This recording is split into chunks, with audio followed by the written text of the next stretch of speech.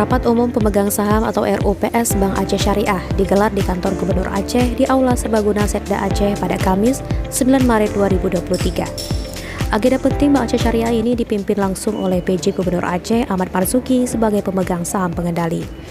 Turut hadir PJ Wali Kota, PJ Bupati Seprovinsi Aceh atau yang mewakili pemerintah daerah masing-masing selaku pemegang saham Bank Aceh Syariah, serta seluruh jajaran Dewan Komisaris dan jajaran Direksi Bank Aceh Syariah. Agenda RUPS tersebut berupa penyampaian laporan pertanggungjawaban Direksi PT Bank Aceh Syariah atas laporan keuangan tahun buku 2022 kepada seluruh pemegang saham. Kemudian pembahasan terkait pengesahan rencana kerja dan anggaran Bank tahun 2023.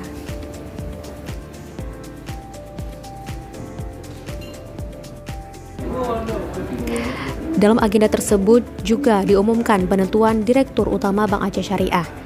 Sebelumnya, PJ Gubernur Aceh selaku PSP Bank Aceh Syariah telah menerima hasil fit and proper test calon Direktur Bank Aceh Syariah dari Otoritas Jasa Keuangan.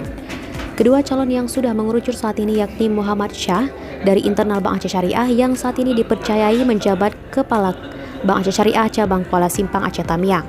Sementara calon lainnya yakni Nana Hendriana dari eksternal Bank Aceh Syariah yang saat ini bertugas di Bank DKI Jakarta.